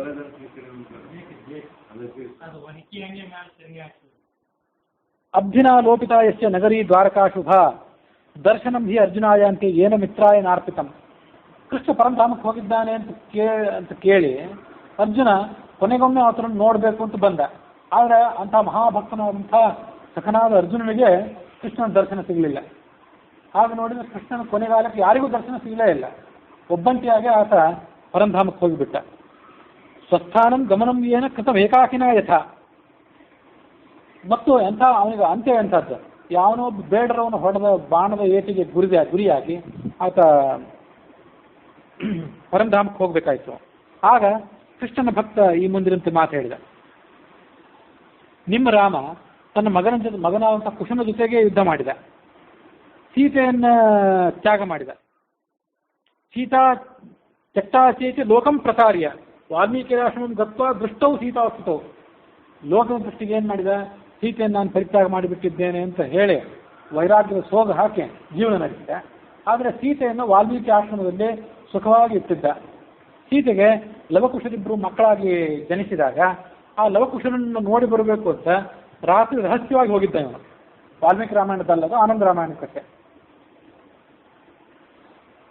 ಮುಂದೆ ಈ ಇನ್ನೊಂದು ರಾಮನಿಗೆ ಅವನ ಘನತೆಗೆ ತಕ್ಕದಲ್ಲಂತಹ ಆಚರಣೆ ಅದ್ಯಾವುದು ಅಂದರೆ, ರಾಮ ವನವಾಸದಲ್ಲಿದ್ದಾಗ ಅವನಿಗೆ ತನ್ನ ತಂದೆಯ ಶ್ರಾದ್ದ ಮಾಡಲಿಕ್ಕೂ ಸರಿಯಾದಂಥ ಅಕ್ಕಿ ಮೊದಲಾದವು ಸಿಗಲಿಲ್ಲ. ಅವತ್ತೇನು ಮಾಡಿದ, ಇಂಗುದಿ ಅಂತ ಆ ಒಂದು ಧಾನ್ಯ, ಅದರ ಹಿಂಡಿಯಿಂದ ಈತ ಪಿಂಡ ಪ್ರದಾನ ಮಾಡಬೇಕಾಯ್ತು. ಇಂಗುದಿ ಅಂದರೆ ಏನಂತ ಅವಾಗ ಹೇಳಿದ್ದೆ, ಈಗ ನೆನಪಿಲ್ಲ ಅಷ್ಟೆ. ಹೀಗೆ ಗತಿ ಇಲ್ಲದೆ, ಅನ್ನಕ್ಕೆ ಗತಿ ಇಲ್ಲದೆ ಆತ ಇಂಗುದಿಯ ಹಿಂಡಿಯಿಂದ ಪಿಂಡ ಪ್ರದಾನ ಮಾಡಬೇಕಾಯಿತು ತನ್ನ ತಂದೆ ಆದ ದಶರಥನಿಗೆ. ಏನು ನೆನಪಿಲ್ಲ, ಇಂಗುದಿ ಅಂದರೆ ಹೊಂಗೆ ಅಂತ ಬಂದಿತ್ತು, ಏನೋ ಒಂದು ಬಂದಿತ್ತು ಅದರಿಂದ. ಆದರೆ ಹಿಂಡಿಯಿಂದ ಪಿಂಡ ಪ್ರದಾನ ಮಾಡಿದ್ದ ಅಂತ. ತಥೈರಾವಣ ಭಕ್ತಾಯ ಸ್ಪಷ್ಟಸ್ಥ ಮಂಚಕಃ ಸ್ಥಳೇ. ಐರಾವಣ ಮೈರಾವಣ ಅಂತ ಇಬ್ಬರಿದ್ರು. ಅವರು ರಾವಣನ ಪಕ್ಷೀಯರೇ ಆಗಿದ್ರು. ರಾವಣನ ಮಕ್ಕಳು ಅಂತ ಬಂದಿತ್ತೋ ಏನಂತ ಬಂದಿತ್ತು ನಮ್ಗೆ ಹಿಂದೆ ನೆನಪಿಲ್ಲ. ಸೊ ಕಥೆ ಬಂದಿತ್ತು. ಅವರ ಮನೆಯಲ್ಲೊಬ್ಬಳು ವೇಶ್ಯೆ ಇದ್ಲು. ಅವಳು ಒಬ್ಬಳು ಯಾವಳೋ ಅಪ್ಸರೆ ಮೂಲತಃ. ಅವಳು ಹನುಮಂತನ ಮುಂದೆ ಇಂಥದ್ದೊಂದು ಬೇಡಿಕೆಯನ್ನಿಟ್ಟಿದ್ಲು. ಕಥೆ ಏನಿತ್ತು, ಐರಾವಣ ಮೈರಾವಣರಿಬ್ಬರು ರಾಮ ಲಕ್ಷ್ಮಣನ ಅಪಹಾರ ಮಾಡ್ಕೊಂಡು ಹೋಗ್ಬಿಟ್ಟಿದ್ರು. ಆಗ ಹನುಮಂತ ಆ ರಾಮ ಲಕ್ಷ್ಮಣನನ್ನು ಬಿಡಿಸ್ಕೊಂಡು ಬರಬೇಕು ಅಂತ ಪಾತಾಳಕ್ಕೆ ಬಂದ, ಐರಾವಣ ಮೈರಾವಣರ ಅರಮನೆಗೆ. ಅಲ್ಲಿ ಆ ರಾಮ ಲಕ್ಷ್ಮಣರನ್ನ ಬಲಿ ಕೊಡಬೇಕು ಅಂತ ಆತ ಒಂದು ದುರ್ಗಾದೇವಿ ಮಂದಿರದಲ್ಲಿ ಇಟ್ಟಿದ್ದ. ಈ ಹನುಮಂತ ಏನು ಮಾಡಿದ, ಆ ಐರಾವಣ ಮೈರಾವಣರ ದಾಸಿಯಾದಂಥ ಒಬ್ಬಳು ಅಪ್ಸರೆ ಏನಿತ್ತಿರಲ್ಲ ಅವಳನ್ನು ಕೇಳಿದ, ಈ ರಾಮ ಲಕ್ಷ್ಮಣನನ್ನು ಬಿಡಿಸ್ಕೋಬೇಕು ಹೇಗೆ? ಆಗ ಅವಳು ಒಂದು ಷರತ್ತು ಹೇಳಿದ್ಲು, ನಾನು ರಾಮ ಲಕ್ಷ್ಮಣನನ್ನು ಬಿಡಿಸ್ಕೊಳ್ಳೋ ಉಪಾಯ ಹೇಳ್ತೇನೆ, ರಾಮನ ಬಿಡುಗಡೆ ಆದಮೇಲೆ ಆಕೆ ಆ ರಾಮ ನನ್ನ ಜೊತೆ ಒಂದು ರಾತ್ರಿ ಕಳೀಬೇಕು, ನನ್ನ ಮಂಚಕ್ಕಾತ ಬರಬೇಕು ಅಂತ ಅವಳು ಅಪೇಕ್ಷೆ ಪಟ್ಟಿದ್ಲು. ಈ ಹನುಮಂತ ಏನು ಮಾಡಿದ್ದ, ಹಾಗೇ ಆಗಲಿ, ಆಗ ನಿನ್ನ ಮಂಚ ರಾಮನ ಭಾರ ತಡಿಬೇಕು ಅಂತ ಒಂದು ಷರತ್ತು ಹಾಕಿದ್ದ. ಅವಳು ಹಾಗೆ ಆಗಲಿ ಅಂದಿದ್ದು. ಒಂದು ಮಂಚಕ್ಕೆ ರಾಮನ ಭಾರ ತಡೆಯೋದು ಏನು ಕಷ್ಟ ಅಂತ ಅವಳು ಆಲೋಚನೆ ಇದ್ದಿರಬೇಕು. ಈ ಹನುಮಂತ ಏನು ಮಾಡಿದ, ಕೆಲವು ಗೆದ್ದರು ಹುಳುಗಳನ್ನು ಆ ಮಂಚದ ಕಾಲುಗಳನ್ನೆಲ್ಲ ತೂತು ಮಾಡುವಂತೆ ಮೊದಲೇ ಹೇಳಿಕೊಟ್ಟಿದ್ದ. ಹಾಗಾಗಿ ಮಂಚ ದುರ್ಬಲವಾಗಿತ್ತು. ರಾಮನ ಬಿಡುಗಡೆ ಆದ ಮೇಲೆ ಆ ರಾಮ ಮಂಚದ ಮೇಲೆ ಕುತ್ಕೊಳ್ಳೋ ಹೊತ್ತಿಗೆ ಆ ಮಂಚ ಕುಸಿದು ಬಿತ್ತು. ಹಾಗಾಗಿ ರಾಮ ಆ ಮಂಚವನ್ನು ಕೇವಲ ಮುಟ್ಟಿ ಅವಳ ವಶನಾಗದೆ, ಆ ದಾಸಿ ಏನಿದ್ದ ಅವಳು ವಶನಾಗದೆ ಅಲ್ಲಿಂದ ಹೊರಟು ಹೋಗಿಬಿಟ್ಟಿದ್ದ ಅಂತ ಹೀಗೆ ಅಲ್ಲಿ ಕಥೆ ಬಂದಿತ್ತು. ಅಂತೂ ಅವಳಿಗೊಂದು ನಿಬಂಧನವನ್ನು ಒಡ್ಡಿ ಅವಳ ಮೂಲಕ ರಾಮಲಕ್ಷ್ಮಣನ ಬಿಡುಗಡೆಯ ಉಪಾಯವನ್ನು ತಿಳಿದುಕೊಂಡು ಆ ರಾಮಲಕ್ಷ್ಮಣನ ಬಿಡಿಸಿದ್ದ ಹನುಮಂತ. ಹೀಗೆ ಆ ಒಬ್ಬಳು ದಾಸಿಯ ಮಂಚವನ್ನು ಈತ ಮುಟ್ಟಬೇಕಾಯ್ತು. ತಥಾ ಅಶ್ವತ್ಥ ಛೇದನಾರ್ಥಂ ಮಹಾನ್ ಯಜ್ಞಕೃತಃ ಮುಹುಹು. ಅಶ್ವತ್ಥ ವೃಕ್ಷವನ್ನು ಈ ರಾಮ ಕಡಿದ, ಅದರ ಪಾಪ ಪರಿಹಾರಕ್ಕಾಗಿ ಯಜ್ಞವನ್ನು ಮಾಡಿದ. ಅದು ಇನ್ನೂ ಬಂದಿಲ್ಲ, ಮುಂದೆ ಈ ರಾಜ್ಯಕಾಂಡದಲ್ಲಿ ಬರ್ತಿರ್ಬೇಕು. ಸುಮಂತ್ರಿನಷ್ಟೇ ಶೇಷಾಯುಸ್ಫೂರ್ತ್ಯರ್ಥಂ ಸಂಗರೋಪಿತ. ತನ್ನ ಮಂತ್ರಿಯಾದಂಥ ಸುಮಂತ್ರ ತನ್ನ ಪೂರ್ಣ ಆಯುಷ್ಯವನ್ನು ಕಳ್ಕೊಳ್ಳೋದಕ್ಕಿಂತ ಮುಂಚೆನೇ ಯಮನ ಪಾಲಾಗ್ಬಿಟ್ಟಿದ್ದ. ಆ ಯಮನಿಂದ ಆತನನ್ನು ಬಿಡಿಸ್ಕೊಂಡು ಬಂದ ಇವನು. ಸಂಗರು ಯಮನ ಜೊತೆ ಯುದ್ಧನೇ ಮಾಡಬೇಕಾಯ್ತು ಈ ರಾಮ. ಕಾರಿತೋ ಯಮರಾಜೇನ ಪೂರ್ವಜೇನ ಲವಾದಿಭಿಹಿ ಪುಷ್ಪಾಸ್ವಾದನ ಮಾತ್ರಾದಿ ಪತ್ನ್ಯಾಹ ಶಿಕ್ಷಾ ತಥಾ ಕೃತ. ಈ ತನ್ನ ಪತ್ನಿಯಾದಂಥ ಸೀತೆ ಒಮ್ಮೆ ಒಂದು ಹೂವನ್ನು ಆಸ್ವಾದಿಸಿದ್ಲು. ಆ ಹೂವನ್ನು ಆಸ್ವಾದಿಸಿದ್ದ ಪಾಪದ ಪರಿಹಾರಕ್ಕಾಗಿ ಅವಳಿಗೆ ಶಿಕ್ಷೆ ಕೊಟ್ಟ. ಅದು ಯಾವುದೊಂದು ಘಟನೆ ಮುಂದೆ ಬರಬೇಕಷ್ಟೆ ಇದೇ ರಾಜ್ಯಕಾಂಡದಲ್ಲಿ. ಮಮ ಕೃಷ್ಣೇನ ಬಾಲತ್ವೇ ಲೀಲೆಯ ಪೂತನಾಹತ. ನನ್ನ ಕೃಷ್ಣ ಎಂತೆಂಥ ಲೀಲೆಗಳನ್ನು ತೋರಿಸಿದ ಕೃಷ್ಣನ ಭಕ್ತ ಹೇಳಿದ. ಬಾಲಕನಾಗಿದ್ದಾಗಲೇ ಪೂತನೆಯನ್ನು ಕೊಂದ, ತೃಣಾಸುರ ಮೊದಲಾದವರನ್ನ ಆತ ಕೊಂದ. ಒಂದು ಬೆರಳಿನಿಂದಲೇ ಗೋವರ್ಧನ ಗಿರಿಯನ್ನು ಎತ್ತಿದ. ಇದು ಆತನ ಮಹಿಮೆ. ಆಗ ರಾಮಭಕ್ತ ಹೇಳಿದ, ನನ್ನ ಸ್ವಾಮಿಯಾದ ರಾಮನು ಕೂಡ ಬಾಲಕನಾಗಿದ್ದಾಗ ತಾಟಕಿಯನ್ನು ಕೊಂದ, ಮಾರೀಚಾದಿಗಳನ್ನು ಕೊಂದ, ಪರ್ವತಗಳನ್ನು ಸಮುದ್ರದಲ್ಲಿ ತೇಲುವಂತೆ ಮಾಡಿದ್ದಂತೆ ರಾಮ. ಅದೆಲ್ಲಿ ಮಾಡಿದ್ದ ಅಂತ ಗೊತ್ತಿಲ್ಲ. ಈ ಸಮುದ್ರಕ್ಕೆ ಸೇತುವೆಯನ್ನು ಕಟ್ಟುವ ಸಂದರ್ಭದಲ್ಲಿ ಇದ್ದಿರ್ಬೇಕಷ್ಟೇ. ಆಗ ಕೃಷ್ಣನ ಭಕ್ತ ಹೇಳಿದ, ಕೃಷ್ಣನ ಮಹಿಮೆ ಎಂಥದ್ದು ಅಂದರೆ, ನಂದಗೋಕುಲದಲ್ಲಿದ್ದಾಗ ಸಾವಿರಾರು ಜನ ಗೋಪಸ್ತ್ರೀಯರ ಜೊತೆ ಆತ ವಿಹಾರ ಮಾಡಿದ. ಮೋಹಿತ ರಾಧಿಕಾ ಶ್ರೇಷ್ಠ ಮದನಸ್ಯಾಪಿ ಮೋಹಿನಿ. ರಾಧೆಯ ಜೊತೆಗೆ ವಿಹಾರ ಮಾಡಿ ಆಕೆಯ ಭಕ್ತಿಯನ್ನು ಆತ ಸ್ವೀಕಾರ ಮಾಡಿದ. ಆಗ ರಾಮ ಹೇಳಿದ, ಮಮ ರಾಮೇಣ ದೇವಾನಾಂ ಮೋಹಿತಾಃ ಸ್ವೀಯ ರೂಪತಃ ದೇವಪತ್ನೋ ರಹೋ ರಾತ್ರೌ ಮಾತೃತುಲ್ಯಾಃ ವಿಚಿಂತಿತಾಃ. ರಾಮ ತನ್ನ ಮೋಹಕವಾದಂತಹ ರೂಪದಿಂದ ದೇವಸ್ತ್ರೀಯರನ್ನ ಕೂಡ ಮೋಹಕ್ಕೊಳಗಾಗುವಂತೆ ಮಾಡಿದ. ಆದರೆ ಅವ್ರು ಯಾರನ್ನೂ ಆತ ಸ್ವೀಕಾರ ಮಾಡಲಿಲ್ಲ. ಯಾಕೆಂದ್ರೆ ಅವರೆಲ್ಲ ತಾಯಿಗೆ ಸಮಾನರು ಅನ್ನೋ ಕಾರಣಕ್ಕಾಗಿ ಅವರನ್ನು ಆತ ಸುಮ್ಮನೆ ಕೂಡಿಸಿದ. ತಾಹ ಕೃತಾರ್ಥಾಹ ಸ್ವವರಾಜತೋ ಜಾತಾಸ್ತು ಗೋಪಿಕಾ. ಮುಂದೆ ಅವರೆಲ್ಲ ರಾಮನ ವರವನ್ನು ಸ್ವೀಕಾರ ಮಾಡಿ ಆತನಿಂದ ಸಮಾಧಾನಕ್ಕೊಳಗಾಗಿ ಗೋಪಸ್ತ್ರೀಯರಾಗಿ ಮುಂದೆ ಹುಟ್ಟಿದರು. ತಾಂಬೂಲೋಚ್ಚಿಷ್ಟ ಸ್ವರಸಂ ದಾಸಿ ರಾಮಸ್ಯ ಭಕ್ತಿತಃ ಪೀತ್ವಾ ಯಸ್ಯೈವ ವರತೋ ವ್ರಜೇ ಸಾ ರಾಧಿಕಾ ಹ್ಯಭೂತ್. ಒಬ್ಬಳು ದಾಸಿ, ಪಿಂಗಲ ಅನ್ನೋ ಒಬ್ಬಳು ದಾಸಿ ವೇಶ್ಯೆ, ಅವಳು ರಾಮನ ಉಚ್ಚಿಷ್ಟವನ್ನು ಸ್ವೀಕಾರ ಮಾಡಲಿಕ್ಕಾಗಿದ್ದವಳು. ಆ ಪೀಕದಾನಿಯನ್ನು ಹಿಡ್ಕೊಂಡು ರಾಮನ ಪಕ್ಕದಲ್ಲಿ ನಿಲ್ಲಬೇಕಾದವಳು. ಕಥೆ ಮುಂದೆ ಬರೋದಿದೆ ಅದು. ರಾಮ ತನ್ನ ತಾಂಬೂಲದ ಶೇಷವನ್ನು ಆ ಪೀಕದಾನಿಯಲ್ಲಿ ಉಗುಳಬೇಕಾಗಿತ್ತು. ಅವಳು ಆ ಪೀಕದಾನಿ ಸಿಗಲಿಲ್ಲ ಅನ್ನೋ ಕಾರಣಕ್ಕಾಗಿ ಕೈಯಲ್ಲೇ ಆ ತಾಂಬೂಲದ ಶೇಷವನ್ನು ಸ್ವೀಕಾರ ಮಾಡಿ ಕುಡಿದು ಬಿಟ್ಲು. ಮುಂದೆ ಅವಳು ರಾಧೆಯಾಗಿ ಜನಿಸಿದ್ಲು ಕೃಷ್ಣಾವತಾರದಲ್ಲಿ ಅಂತ ಈ ಕಥೆನೂ ಮುಂದೆ ಬರೋದಿದೆ. ಅಥೋಮೇ ರಾಘವೋ ಧನ್ಯೋ ಯಶ್ಚೈಕ ದಯಿತ. ನನ್ನ ರಾಮನೇ ಧನ್ಯ, ಯಾಕಂದ್ರೆ ಅವನಿಗೆ ಒಬ್ಬನೇ ಪತ್ನಿ. ಆಗ ಕೃಷ್ಣನ ಭಕ್ತ ಹೇಳಿದ, ನನ್ನ ಕೃಷ್ಣನ ವೈಭವ ಏನು ಅಂದರೆ, ಅವನಿಗೆ 16,108 ಜನ ಪತ್ನಿಯರು. ಅವ್ರನ್ನೆಲ್ಲರನ್ನೂ ವಿಧಿಪೂರ್ವಕವಾಗಿ ಆತ ಮದುವೆ ಆಗಿದ್ದ. ಅದವನ ಮಹಿಮೆ. ಮುಂದೆ ರಾಮನ ಭಕ್ತ ಹೇಳಿದ, ಕೃಷ್ಣೇನ ರತಿಕಾಮೇನ ಮೋಹಿತಾ ಗೋಪಿಕಾ ಸ್ತ್ರೀಯ. ರಾಮ ತನಗೆ ಭೇಟಿಯಾದಂಥ ಸ್ತ್ರೀಯರನ್ನೆಲ್ಲರನ್ನೂ ಕೂಡ ತಾಯಿಯಂತೆ ಕಂಡವನು. ಕೃಷ್ಣ ಅವ್ರ ಜೊತೆ ಸರಸ ಆಡಿದ. ಅದು ಆತನ ಮಹಿಮೆಗೆ ಕುಂದು. ಕೃಷ್ಣ ಹೇಳಿದ, ಗಜೇಂದ್ರೋ ಮಮ ಕೃಷ್ಣೇನ ಲೀಲೆಯ ನಿಹತೋ ದ್ವಿಜ ತಾನು ಬಾಲಕನಾಗಿದ್ದಾಗಲೇ ಕುವಲಯಾಪೀಡ ಅಂತ ಆನೆ ಏನಿತ್ತಲ್ಲ ಕಂಸನ ಅರಮನೆ ಹೆಬ್ಬಾಗ್ಲಲ್ಲಿ, ಅದನ್ನು ಕೊಂದ.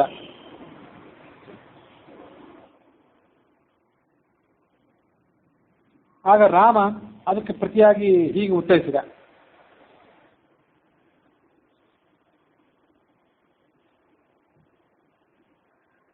ಅಷ್ಟಾಪದ ಅನ್ನುವಂಥ ಒಬ್ಬ ರಾಕ್ಷಸನನ್ನ ಲೀಲೆಯಿಂದ ಕೊಂದು ಹಾಕಿದ ರಾಮ. ಅದು ಕೂಡ ಮುಂದೆ ಬರ್ತಿರ್ಬೇಕು ಬಹುಶಃ. ಮಮ ಕೃಷ್ಣ ಪ್ರತಾಪೇನ ಯಮುನಾ ಖಂಡಿತಾತ್ವಭೂತ್. ಕೃಷ್ಣನ ಮಹಿಮೆಯಿಂದಾಗಿ ಕೃಷ್ಣನನ್ನ ವಸುದೇವ ತೆಗೆದುಕೊಂಡು ನಂದಗೋಕುಲಕ್ಕೆ ಹೋಗುವಾಗ ಯಮುನಾ ನದಿ 2 ಭಾಗವಾಗಿ ದಾರಿ ಬಿಟ್ಟಿತ್ತು. ಅದು ಕೃಷ್ಣನ ಮಹಿಮೆ. ಮಮ ರಾಮ ಪ್ರತಾಪೇನ ಖಂಡಿತ ಜಾಹ್ನವೀತ್ವಭೂತ್. ಆಗ ರಾಮನ ಭಕ್ತ ಹೇಳಿದ, ರಾಮನ ಮಹಿಮೆಗೆ ಅನುಗುಣವಾಗಿ ಗಂಗಾ ನದಿ 2 ಭಾಗವಾಗಿತ್ತು. ಎಲ್ಲಿ ಅಂತ ನೆನಪಿಲ್ಲ, ಹಿಂದೆ ಬಂದಿತ್ತೋ ಮುಂದೆ ಎಲ್ಲರೂ ಬರೋದಿದೆಯೋ. ಕೃಷ್ಣೋಪಾಸಕ ವಾಚ ಮಮ ಕೃಷ್ಣೇನ ಬೈ ಸ್ವರ್ಗಾದಾನೀತ ಸುರಪಾದಪಃ. ಪಾರಿಜಾತ ವೃಕ್ಷವನ್ನ ನನ್ನ ಕೃಷ್ಣ ತೆಗೆದುಕೊಂಡು ಬಂದ. ಆಗ ರಾಮನ ಭಕ್ತ ಹೇಳಿದ, ನನ್ನ ರಾಮ ಪಾರಿಜಾತ ವೃಕ್ಷವನ್ನ ಮತ್ತು ಕಲ್ಪ ವೃಕ್ಷವನ್ನು 2 ತಂದ. ನಿಮ್ಮ ಕೃಷ್ಣ ಒಂದನ್ನೇ ತಂದಿದ್ದ ಸತ್ಯಭಾಮೆಯ ಪ್ರೀತಿಗಾಗಿ, ನನ್ನ ರಾಮ 2 ತೆಗೆದುಕೊಂಡು ಬಂದ. ಮಮ ಕೃಷ್ಣೇನ ಸ್ವಗುರೋಹೋ ಮಾತುಶ್ಚಾಪಿ ಸುತಾಹ ಮೃತಾಹ. ಕೃಷ್ಣನ ಭಕ್ತ ಹೇಳಿದ, ನನ್ನ ಕೃಷ್ಣ ಏನು ಮಾಡಿದ ಅಂದರೆ ತನ್ನ ಗುರುವಾದ ಸಾಂದೀಪನಿಯ ಮಕ್ಕಳನ್ನ ಬಿಡಿಸ್ಕೊಂಡು ಬಂದಿದ್ದ, ಮತ್ತು ತನ್ನ ತಾಯಂದಿರನ್ನ, ತನ್ನವರೇ ಆದಂಥ ಸಹೋದರರು, ತನ್ನ ಜನನಕ್ಕಿಂತ ಮುಂಚೆ ಕಂಸ ಅವ್ರನ್ನೆಲ್ಲ ಕಲ್ಲು ಬಂಡೆ ಮೇಲೆ ಅಪ್ಪಳಿಸಿ ಬಂದಿದ್ದಲ್ಲ, ಅವರೆಲ್ಲರನ್ನು ತಾನು ಮುಂದೊಮ್ಮೆ ತಾಯಿಯಾದಂಥ ದೇವಕಿಗೆ ತೋರಿಸಿದ ಅಂತ ಅಲ್ಲೆಲ್ಲೋ ಒಂದು ಕಡೆ ಬಂದಿತ್ತು. ಅದು ಕೃಷ್ಣನ ಮಹಿಮೆ ಅಂತ ಭಕ್ತ ವರ್ಣನೆ ಮಾಡಿದ. ಸುಜೀವಿತ ಸಮಾನಿತಾ ಸಪ್ತತಾಭ್ಯಾಂ ನಿವೇದಿತಾ. ರಾಮನ ಭಕ್ತ ಹೇಳಿದ, ರಾಮನ ಮಹಿಮೆ ಏನು ಕಡಿಮೆ ಇದೆ, ಅವನು 7 ಜನ ಸತ್ತೋಗಿದ್ದವ್ರನ್ನು ಬದುಕಿಸಿದ. ಈ ಶಂಭೂಕನನ್ನು ಕೊಂದು ಹಾಕೋದ್ರ ಮೂಲಕ ಸತ್ತೋಗಿದ್ದಂಥ ಬ್ರಾಹ್ಮಣ, ಕ್ಷತ್ರಿಯ, ವೈಶ್ಯ ಇವರೆಲ್ಲರನ್ನು ಕೂಡ ಬಿಡಿಸಿದ. ಕೃಷ್ಣನ ಭಕ್ತ ಹೇಳಿದ, ನನ್ನ ಕೃಷ್ಣನ ಭಕ್ತ ಸತ್ತು ಹೋದಂತಹ ಬ್ರಾಹ್ಮಣನ ಮಕ್ಕಳನ್ನೆಲ್ಲರನ್ನು ಬಿಡಿಸಿದ. ಅದು ಹರಿವಂಶ ಭಾಗವತದಲ್ಲಿ ಬಂದಿತ್ತು. ಒಬ್ಬ ಬ್ರಾಹ್ಮಣ ಕೃಷ್ಣ ಮತ್ತು ಅರ್ಜುನರಿಬ್ಬರನ್ನು ಸಮೀಪ ಬಂದು ಅವರನ್ನು ಪ್ರಾರ್ಥನೆ ಮಾಡಿದ, ನನ್ನ ಪತ್ನಿ ಗರ್ಭಿಣಿ ಆಗ್ತಾಳೆ, ಅದು ಇನ್ನೇನು ಅವಕ್ಕೆ ಹೆರಬೇಕು ಅನ್ನೋ ಸಮಯಕ್ಕೆ ಅವಳನ್ನು ಯಾರೋ ಅಪಹಾರ ಮಾಡ್ಕೊಂಡು ಹೋಗ್ತಿದ್ದಾರೆ, ಅನೇಕ ಬಾರಿ ಹೀಗಾಗಿದೆ, ನೀವು ಬಂದು ಅದನ್ನು ಬಿಡಿಸಿಕೊಡಿ ಅಂತ ಕೇಳಿದ್ಲು. ಆ ಬ್ರಾಹ್ಮಣ ಕೇಳಿದ್ದ, ಅರ್ಜುನ ಅದನ್ನು ತನ್ನ ಪ್ರತಾಪದಿಂದ ಬಿಡಿಸ್ಬೇಕು ಅಂತ ಹೋದ, ಅದಾಗಲಿಲ್ಲ. ಆಗ ಕೃಷ್ಣ ಅರ್ಜುನನ್ನು ಕರೆದುಕೊಂಡು ತನ್ನ ಮೂಲ ರೂಪವನ್ನು ತೋರಿಸಿದ, ತನ್ನ ಮಹಿಮೆಯನ್ನು ತೋರಿಸಿ ಅರ್ಜುನನ ಅಹಂಕಾರ ಖಂಡನೆ ಮಾಡಿ ಆ ಮೂಲಕ ಆ ಬ್ರಾಹ್ಮಣ ಬಾಲಕರನ್ನೆಲ್ಲ ಬಿಡಿಸ್ಕೊಂಡು ಬಂದಿದ್ದ ಅಂತ ಅಲ್ಲಿ ಕಥೆ ಬಂದಿತ್ತು. ಅದನ್ನು ಕೃಷ್ಣನ ಭಕ್ತ ಹೇಳಿದ. ರಾಮನ ಭಕ್ತ ಹೇಳಿದ, ನನ್ನ ರಾಮನು ಕೂಡ ಮೃತ್ಯುವಿನ ಆಹುತಿಯಾಗಿದ್ದಂಥ ತನ್ನ ಮಂತ್ರಿ ಸುಮಂತ್ರನನ್ನು ಬಿಡಿಸ್ಕೊಂಡು ಬಂದ. ಕೃಷ್ಣನ ಭಕ್ತ ಹೇಳಿದ, ಮಮ ಕೃಷ್ಣೇನ ದ್ರೌಪದ್ಯಾಹ ಸಂಧಿ ಸಂಧಿ ಫಲಂ ತರವು.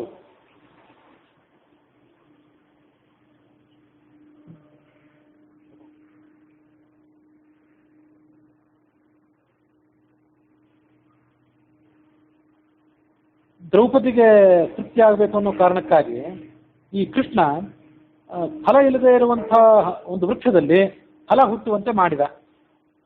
ಎಲ್ಲಂತ ಗೊತ್ತಿಲ್ಲ, ಇದೇ ಆನಂದ ರಾಮಾಯಣದಲ್ಲಿ ಮುಂದೆ ಎಲ್ಲರೂ ಬರ್ತದೋ, ಹರಿವಂಶ ಭಾಗವತ ಇತ್ಯಾದಿ ಕಡೆಗಳಲ್ಲಿ ಕಬ್ಬು ಪ್ರಾಣದಲ್ಲಂತೂ ಅದೇನು ಬರಲಿಲ್ಲ. ದ್ರೌಪದಿಯ ಪ್ರಾರ್ಥನೆಗೆ ಅನುಸಾರವಾಗಿ ವೃಕ್ಷದಲ್ಲಿ ಹೂ ಆಗುವಂತೆ ಹಣ್ಣಾಗುವಂತೆ ಮಾಡಿದ್ದು ಗೊತ್ತಿಲ್ಲ. ಆಗ ರಾಮನ ಭಕ್ತ ಹೇಳಿದ, ಮಮ ರಾಮೇಣ ವೈದೇಶ್ಯಾಹ ಸಂಧಿತಂ ತುಳಸೀದಲಂ. ಸೀತೆಯ ಪ್ರಾರ್ಥನೆಗೆ ಅನುಸಾರವಾಗಿ ಆ ತುಳಸೀದಲವನ್ನ ಆತ ತುಳಸೀದಳದ 2 ಎಲೆಗಳನ್ನ ಜೋಡಿಸಿದ್ದ. ಬಹುಶಃ ಇಲ್ಲಿ ಆನಂದ ರಾಮಾಯಣದಲ್ಲಿ ಮುಂದೆ ಬರ್ತಿರ್ಬೇಕು. ಆಗ ಕೃಷ್ಣನ ಭಕ್ತ ಹೇಳಿದ, ದುರ್ವಾಸನಿಗೆ ತೃಪ್ತಿ ಆಗುವಂತೆ ಮಾಡಿದ ಕೃಷ್ಣ. ದುರ್ವಾಸ ಪಂಚಪಾಂಡವರು ವನವಾಸದಲ್ಲಿದ್ದಾಗ ಅವ್ರ ಬಳಿಗೆ ಹೋಗಿದ್ದ. ಆಗ ನಮಗೆ ಭೋಜನ ಬೇಕು ಅಂತ ಕೇಳಿದ್ದ. ಅಷ್ಟೊತ್ತಿಗಾಗಲೇ ಅಕ್ಷಯ ಪಾತ್ರ ಏನಿತ್ತು ಅದರಲ್ಲಿರುವಂಥ ಅನ್ನ ಎಲ್ಲ ಮುಗಿದು ಹೋಗಿತ್ತು. ದ್ರೌಪದಿ ದೇವಿ ಅದನ್ನೆಲ್ಲ ತೊಳೆದು ಇಟ್ಟು ವಿಶ್ರಾಂತಿ ಸ್ಥಿತಿಯಲ್ಲಿದ್ಲು. ಆಗ ದುರ್ವಾಸರು ಹೋಗಿದ್ರು. ಇನ್ನು ಅವಳಿಗೆ ಚಿಂತೆ ಆಯಿತು, ಈ ದುರ್ವಾಸರಿಗೆ ಅನ್ನ ಎಲ್ಲಿಂದ ಕೊಡೋದು ಅಂತ. ಆಗ ಕೃಷ್ಣನನ್ನು ಆಕೆ ನೆನಪು ಮಾಡ್ಕೊಂಡ್ಲು. ಕೃಷ್ಣನು ಅಲ್ಲಿಗೆ ಬಂದ, ನನಗೂ ಹಸಿವೆ ಆಗಿದೆ ಅಂತಂದ. ಅದು ಅವಳಿಗೆ ಮತ್ತಷ್ಟು ವಿಚಿತ್ರ ಆಯಿತು. ದುರ್ವಾಸರಿಗೆ ಅನ್ನ ಕೊಡ್ಲಿಕ್ಕೆ ಕಷ್ಟ ಆಗಿದೆ, ನಿಗೊಬ್ಬನಿಗೆ ಅನ್ನ ಕೊಡೋದಿಲ್ಲ ಅಂತ ಅಕ್ಷಯ ಪಾತ್ರೆಯನ್ನು ತೆಗೆದುಕೊಂಡು ಬಾ ಅಂದ. ಅದರಲ್ಲೊಂದು ಅದರ ಅನ್ನ ಇತ್ತು, ಅದನ್ನು ತಾನು ತಿಂದು ಜಗತ್ತಿಗೆಲ್ಲ ತೃಪ್ತಿ ಆಗಲಿ ಅಂತ ಹೇಳಿದ. ನಿಮಗೆ ಕಥೆ ಗೊತ್ತಿದೆ. ಆಗ ದುರ್ವಾಸರಿಗೂ ತೃಪ್ತಿಯಾಗಿತ್ತು ಅಂತ ಕಥೆ ಬಂದಿತ್ತು. ಅದು ಕೃಷ್ಣನ ಮಹಿಮೆ. ರಾಮನ ಮಹಿಮೆ ಹೇಳಿದೆ. ರಾಮನು ಕೂಡ ದುರ್ವಾಸನಿಗೆ ಅವನ 60,000 ಜನ ಶಿಷ್ಯರಿಗೆ ಕಲ್ಪವೃಕ್ಷವನ್ನ ಮತ್ತು ಪಾರಿಜಾತ ವೃಕ್ಷವನ್ನೆಲ್ಲ ತಂದು ಕೊಟ್ಟು ಅವರಿಗೆ ತೃಪ್ತಿ ಮಾಡಿದ್ದ. ಕೃಷ್ಣನ ಭಕ್ತ ಹೇಳಿದ, ನನ್ನ ಕೃಷ್ಣನಿಗೆ ಅನೇಕ ರೂಪಗಳಿವೆ. ಮಮ ಕೃಷ್ಣೇನ ರೂಪಾಣಿ ಬಹೂನಿ ಯಜ್ಞಕೃತಾನಿ ಚ ಅಥವಾ ಬಹೂನಿ ಅಜ್ಞಕೃತಾನಿ. ಆಗ ರಾಮನ ಭಕ್ತ ಹೇಳಿದ, ರಾಮನಿಗೂ ಕೂಡ 100 ರೂಪಗಳಿವೆ, ಅದರಲ್ಲೇನು ವಿವಾದ ಇದೆ. ನನ್ನ ಕೃಷ್ಣ ತನ್ನ ಮಿತ್ರನಾದಂತಹ ಸುಧಾಮನಿಗೆ ಬಂಗಾರದ ನಗರವನ್ನೇ ನಿರ್ಮಾಣ ಮಾಡಿಕೊಟ್ಟ. ಆಗ ರಾಮನ ಭಕ್ತ ಹೇಳಿದ, ತನ್ನ ಮಿತ್ರನಾದಂತಹ ವಿಭೀಷಣನಿಗೆ ರಾಮ ಬಂಗಾರದ ಲಂಕೆಯನ್ನೇ ಒಪ್ಪಿಸಿಕೊಟ್ಟ. ಕೃಷ್ಣನ ಭಕ್ತ ಹೇಳಿದ, ಕೃಷ್ಣ ಸೂರ್ಯಗ್ರಹಣ ನಡೆದಾಗ ಕುರುಕ್ಷೇತ್ರಕ್ಕೆ ಹೋಗಿ ಅಲ್ಲಿ ಸ್ನಾನಾದಿಗಳನ್ನು ಮಾಡಿದ, ದಾನಾದಿಗಳನ್ನು ಮಾಡಿದ. ರಾಮನೂ ಹೇಳಿದ, ರಾಮ ಭಕ್ತನೂ ಕೂಡ ಹೇಳಿದ, ಸೂರ್ಯಗ್ರಹಣದಲ್ಲಿ ಕುರುಕ್ಷೇತ್ರಕ್ಕೆ ಹೋಗಿ ರಾಮನು ಕೂಡ ಅಲ್ಲಿ ಸ್ನಾನಾದಿಗಳನ್ನು ಮಾಡಿದ. ಅದು ಆತನ ಮಹಿಮೆ. ನನ್ನ ರಾಮನ ಒಂದೇ ಮಾತು, ಅದು ಸತ್ಯವಾದ ಮಾತು. ಕೃಷ್ಣ ಅನೇಕ ಮಾತುಗಳನ್ನು ಆಡ್ತಿದ್ದ, ಸುಳ್ಳೇ ಆಡ್ತಿದ್ದ. ರಾಮನ ಭಕ್ತ ಅದನ್ನು ನಿಂದನೆ ಮಾಡಿದ. ರಾಮನ ಬಾಣವೂ ಒಂದೇ, ಆತನ ಪತ್ನಿಯೂ ಒಂದೇ. ಕೃಷ್ಣ ಮಾತ್ರ ಅನೇಕ ಬಾರಿ ಶತ್ರುವಿನ ಮೇಲೆ ಬಾಣ ಪ್ರಯೋಗ ಮಾಡ್ತಿದ್ದ, ಆಯುಧ ಪ್ರಯೋಗ ಮಾಡ್ತಿದ್ದ, ಅದೆಲ್ಲ ವ್ಯರ್ಥವೇ ಆಗ್ತಿದ್ದವು. ನನ್ನ ರಾಮನಿಗೆ ಒಬ್ಬಳೇ ಪತ್ನಿ, ನಿಮ್ಮ ಕೃಷ್ಣನಿಗೆ ಅನೇಕ ಜನ ಪತ್ನಿಯರು. ಪತ್ನ್ಯಾಶಯ್ಯಾಂ ವಿನಾ ನಾನ್ಯ ಶಯ್ಯಾ ರಾಮಸ್ಯ ವೈ ಮಮ ಸ್ತ್ರೀಣಾಂ ಶಯ್ಯಾಂ ವಿನಾ ಬಸ್ವೀಹಿ ಶಯ್ಯಾಹ ಕೃಷ್ಣಸ್ಯ ತೇದ್ವಿಜ ರಾಮಸ್ಥಿತಿರ್ ಮಧ್ಯದೇಶೆ ಸಾಕೇತೆ ಸರಯೂತತೆ. ರಾಮ ಇರೋದಲ್ಲಿ ಮಧ್ಯಪ್ರದೇಶದಲ್ಲಿ, ಭಾರತದ ಮಧ್ಯಭಾಗದಲ್ಲಿ ರಾಮ ಇದ್ದಾನೆ, ಸರಯೂ ನದಿ ತೀರದಲ್ಲಿ, ಅಯೋಧ್ಯ ನಗರದಲ್ಲಿ. ಈ ಕೃಷ್ಣ ಇರೋದಲ್ಲಿ ಸಮುದ್ರದಲ್ಲಿ, ಯಾವುದೋ ಅಜ್ಞಾತವಾದ ಜನರಿಗೆ ಗುರುತು ಪರಿಚಯ ಇಲ್ಲದೆ ಇರುವಂಥ ಜಾಗದಲ್ಲಿ ಕೃಷ್ಣ ಹೋಗಿದ್ದಾನೆ. ರಾಮನಿಗೆ 3 ಜನ ಸಹೋದರರಿದ್ದರು. ಕೃಷ್ಣಕ್ಕೆ ಏಕಃ ಅಗ್ರಜ, ಅವರಿಗೆ ಒಬ್ಬನೇ ಅಣ್ಣ. ಹೀಗೆ ಅಣ್ಣ ತಮ್ಮಂದಿರ ಸಹೋದರರ ಸಂಖ್ಯೆಯ ದೃಷ್ಟಿಯಿಂದಲೂ ರಾಮ ದೊಡ್ಡವನು. ರಾಮ ಕಾಮಧೇನುವನ್ನ, ಕೌಸ್ತುಭಮಣಿಯನ್ನ, ಪುಸ್ತಕವನ್ನ, ಕಲ್ಪವೃಕ್ಷ ಮತ್ತು ಪಾರಿಜಾತ ವೃಕ್ಷವನ್ನ ಇದನ್ನೆಲ್ಲವನ್ನು ತೆಗೆದುಕೊಂಡು ಬಂದಿದ್ದ. ಕಟಕೆ ಮುನಿನ ಅರ್ಪಿತೆ ಐರಾವತ ಕುಲೋದ್ಭೂತ ಚತುರ್ದಂಷ್ಟೋ ಗದೋಪಿ ಚ ಏತಾನಿ ಮಮ ರಾಮಸ್ಯ ನವರತ್ನಾನಿ ಸಂತಿ. ಇವನಿಗೆ ರಾಮನ ವೈಭವ ಎಂಥದ್ದು ಅಂದರೆ, ಕಾಮಧೇನು ಇತ್ತು, ಕೌಸ್ತುಭಮಣಿ ಇತ್ತು, ಚಿಂತಾಮಣಿ ಇತ್ತು, ಪುಷ್ಪಕ ವಿಮಾನ, ಪಾರಿಜಾತ ವೃಕ್ಷ, ಕಲ್ಪವೃಕ್ಷ ಮತ್ತು ಅಗಸ್ತ್ಯ ಕೊಟ್ಟಂಥ ಕರ್ಣಕುಂಡಲಗಳು. ಅದು ಮೊನ್ನೆ ಅಷ್ಟೇ ವರ್ಣನೆ ಬಂದಿತ್ತು. ಐರಾವತದ ಕುಲದಲ್ಲಿ ಹುಟ್ಟಿದಂಥ 4 ದಂತಗಳುಳ್ಳಂಥ ಆನೆ ಇತ್ತು. ಇವೆಲ್ಲ ಹೀಗೆ 9 ರತ್ನಗಳು ರಾಮನ ಬಳಿಗಿದ್ದವು. ಕೃಷ್ಣನ ಬಳಿ ಇರೋದೇನು? ಮಣಿದ್ವಯಂ ಪಾರಿಜಾತ ತು ಇತಿ ರತ್ನತ್ರಯಂ. ಪಾರಿಜಾತ ವೃಕ್ಷ ಒಂದಿದೆ, ಇನ್ನು ಶಮಂತಕ ಮಣಿ ಒಂದು, ಕೌಸ್ತುಭ ಮಣಿ ಒಂದು, ಹೀಗೆ 3 ಕೃಷ್ಣನ ಬಳಿ ಇರೋದು. ರಾಮನ ಬಳಿ ಇರೋದು 9 ಮಣಿಗಳು. ಕೃಷ್ಣಸ್ಯ ಸಂತಿ ಭೋ ವಿಪ್ರ ತಂ ಸ್ತೌಷಿ ಕಥಂ ವೃಥ. ಹೀಗೆ ಕೃಷ್ಣನನ್ನು ಯಾಕೆ ಹೊಗಳ್ತಾ ಇದ್ದೀನಿ? ರಾಮ 7 ದ್ವೀಪಗಳಿಗೆ ಒಡೆಯ. ಇವನೇ ಜಗದೀಶ, ಇವನೇ ಈಶ. ಹಾಗಾಗಿ ನಮ್ಮ ರಾಮನಿಗೆ ನಿಮ್ಮ ಕೃಷ್ಣ ಯಾವುದೇ ದೃಷ್ಟಿಯಿಂದ ಸಮ ಅಲ್ಲವೇ ಅಲ್ಲ. ಜ್ಞಾನಿಗಳ ಭಕ್ತರ ಅಪೇಕ್ಷೆಯನ್ನು ಈಡೇರಿಸುವುದು ನಮ್ಮ ರಾಮನ ಆದ್ಯ ಕರ್ತವ್ಯ ಯಾವತ್ತೂ ಕೂಡ. ಇವನಿಗೆ ಸಿಂಹಾಸನವಿದೆ, ಛತ್ರ ಇದೆ, ಬೀಸಣಿಕೆ ಇದೆ, ಚಾಮರಗಳಿವೆ, ಪುಷ್ಪಕ ವಿಮಾನವೇ ಈತನ ವಾಹನ. ತತ್ ಸುಪುತ್ರವು ತೌ ಪಿತುಹು ಸಮವು. ಅವನ ಮಕ್ಕಳಾದಂಥ ಲವಕುಶರು ಮಹಾಭಕ್ತರು, ತಂದೆಗೆ ಸಮಾನದವರಿಬ್ಬರು ಕೂಡ. ಇವತ್ತೂ ಕೂಡ ಅದ್ಯಾಪಿ ಪಾಲ್ಯತೆ ಯಸ್ಯ ದತ್ತಂ ದಾನಂ ದ್ವಿಜೋತ್ತಮಾನ್ ರಾಮನಾಥಪುರಸ್ಯೈವ ರಾಜ್ಯಂ ರಾಮಸ್ಯ ಮೇ ನೃಪೈಹಿ. ಮುಂದೊಂದು ಮಾತು ಬರೋದಿಲ್ಲ. ಕಾವೇರಿ ನದಿ ತೀರದಲ್ಲಿ ರಾಮನಾಥಪುರ ಅನ್ನೋದೊಂದನ್ನು ನಗರ ನಿರ್ಮಾಣ ಮಾಡಿ ಅದನ್ನು ಈ ಭಕ್ತರಿಗೆ ರಾಮನಿಗೆ ಒಪ್ಪಿಸಿ ಕೊಟ್ಟ ಅಂತಿದೆ. ಅದನ್ನು ಇವತ್ತು ಕೂಡ ರಾಮ ಕೊಟ್ಟಂತಹ ದಾನವನ್ನು ಜನ ನೆನಪು ಮಾಡ್ಕೋತಾರಂತೆ. ಅದನ್ನು ರಾಮನ ಭಕ್ತ ಹೇಳಿದ. ತವ ಕೃಷ್ಣೇನ ಕಿಂ ದತ್ತಂ ಕಿಂ ವರ್ತತೆ. ಕೃಷ್ಣ ಏನು ದಾನ ಮಾಡಿದ? ಕೃಷ್ಣ ದಾನ ಮಾಡಿದ್ದೇನಾದರೂ ಇವತ್ತಿಗೇನಾದರೂ ಅವಶೇಷ ಉಳಿದಿದೆಯೋ? ಏನೂ ಇಲ್ಲ. ಸ್ವಯಂ ಶಿವನೂ ಕೂಡ ರಾಮನ ಅರ್ಚನೆ ಮಾಡ್ತಾನೆ. ತಾರಕಂ ಮೇ ರಾಮನಾಮ ಕಾಶ್ಯಾಂ ಶಂಭುರ್ಜನಾನ್ ಸದಾ. ರಾಮನಾಮ ತಾರಕ ಜಪವನ್ನು ಶಂಭು ಮಾಡ್ತಾನೆ. ಮೃತ್ಯೂನ್ಮುಖ ತಾರಣಾರ್ಥಂ ದ್ವಿಜೋಪದಿಶತಿ ಸ್ವಯಂ. ಕಾಶಿಗೆ ಹೋಗಿ ಯಾರು ಪ್ರಾಣ ಪರಿತ್ಯಾಗ ಮಾಡ್ತಾರಲ್ಲ ಅವ್ರ ಕಿವಿಯಲ್ಲಿ ಸ್ವಯಂ ಶಂಭುವೇ ರಾಮನಾಮ ಜಪವನ್ನು ಉಚ್ಚಾರ ಮಾಡ್ತಾನೆ ಅಂತ ಮುಂದೂ ಒಂದು ಕಡೆ ಬರೋದಿದೆ. ಹಿಂದೆಲ್ಲಾದ್ರೂ ಬಂದಿತ್ತೇನೋ, ಅಷ್ಟು ನನಗೆ ನೆನಪಿಲ್ಲ. ಅದಕ್ಕಾಗಿ ಅತಯೇವ ಜನಾಶ್ಚಾಪಿ ಸರ್ವತ್ರ ಮರಣೋನ್ಮುಖಾನ್ ಸ್ವೀಯಾನ್ ಮುಹುಹು ಶಿಕ್ಷಯಂತಿ ಧ್ಯೇಯೋ ರಾಮೋ ಅಧುನಾ ಸ್ಥಿತಿ. ಅದಕ್ಕಾಗಿ ಯಾರು ಪುಣ್ಯಾತ್ಮರೋ ಅವರು ಕಾಶಿಗೆ ಹೋಗಿ ಪ್ರಾಣ ಪರಿತ್ಯಾಗ ಮಾಡ್ತಾರೆ, ಅವರ ಕಿವಿಯಲ್ಲಿ ಸ್ವಯಂ ಶಿವನೇ ರಾಮನಾಮ ಉಪದೇಶ ಮಾಡ್ತಾನೆ. ಇನ್ನು ಯಾರು ಕಾಶಿಗೆ ಹೋಗ್ಲಿಕ್ಕೆ ಅರ್ಹತೆ ಇಲ್ಲದೇ ಇದ್ದವರು ಇಲ್ಲೇ ಪ್ರಾಣ ಪರಿತ್ಯಾಗ ಮಾಡ್ತಾರಲ್ಲ, ಆಗ ಏನು ಮಾಡ್ತಾರೆ ಅಂದರೆ ಅವ್ರ ಬಂಧುಗಳು ಅವ್ರ ಸಮೀಪಕ್ಕೆ ಬಂದು ಅವರ ಕಿವಿಯಲ್ಲಿ ರಾಮ ರಾಮ ಅಂತ ಉಚ್ಚಾರ ಮಾಡ್ತಾರೆ. ಅವನ ಕೈಯಿಂದಾದರೂ ಹೇಳಿಸ್ತಾರೆ, ನೀನಾದರೂ ಅನ್ನು ಅಂತ. ಆ ಸಾಯೋವನಿಗೆ ತನಗೆ ಹೇಳಲಿಕ್ಕೆ ಆಗದೇ ಇದ್ದರೆ ತಾವಾದರೂ ಅವನ ಕಿವಿಯಲ್ಲಿ ರಾಮ ರಾಮ ಅಂತ ಅಂತಾರೆ. ಈ ಪದ್ಧತಿ ನಡೆದು ಬಂದಿದೆ.